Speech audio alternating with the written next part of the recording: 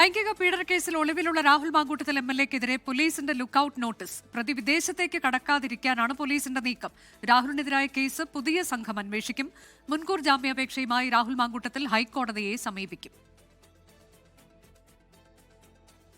ഇന്നലെ വൈകിട്ട് 5:45 വരെ പാലക്കാട് നഗരമേഖലയിലുണ്ടായിരുന്ന രാഹുൽ മാങ്കൂട്ടത്തിൽ ഇപ്പോൾ എവിടെയെന്നതിൽ വ്യക്തതയില്ല. ഇന്ന് രാവിലെ രാഹുലിന്റെ ഫോൺ സ്വിച്ച് ഓൺ ആയിരുന്നെങ്കിലും പ്രതികരണമില്ല.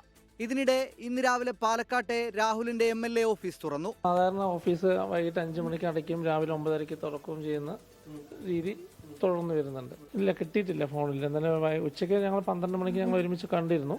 പിന്നെ അതിനുശേഷം കണ്ടിട്ടില്ല. ഫോണിൽ പിന്നെ ഓഫാണെന്ന് മാധ്യമങ്ങളോട് അറിയിച്ചു ചെയ്ത് പിന്നെ ഞാൻ ട്രൈ ചെയ്തിട്ടില്ല, കിട്ടിയിട്ടില്ല. പ്രതിയായ രാഹുൽ വിദേശത്തേക്ക് കടക്കാതിരിക്കാനാണ് പോലീസിന്റെ ലുക്കൌട്ട് നോട്ടീസ്.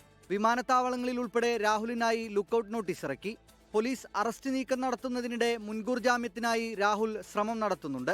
കേസിന്റെ വിവരങ്ങൾ അറിഞ്ഞു കഴിയുമ്പോൾ അടുത്ത നടപടി സ്വീകരിക്കും. വകുപ്പുകളൊക്കെ അറിഞ്ഞു, പക്ഷേ എവിടെയാ കൊടുക്കേണ്ടതെന്നുള്ളതൊക്കെ അവർ തീരുമാനിച്ചിട്ടില്ല. വലിയ തുടങ്ങി അവർ പിന്നെ നിയമത്തേക്ക് വന്നു. ഗോൾ പോസ്റ്റ് എവിടെയാന്ന് പറഞ്ഞിട്ട് എങ്കിലേ ഗോൾ അടിക്കാൻ പറ്റും. രാഹുലിനെതിരെ അതിഗൗരവമേറിയ മൊഴിയാണ് അതിജീവിത നൽകിയത്.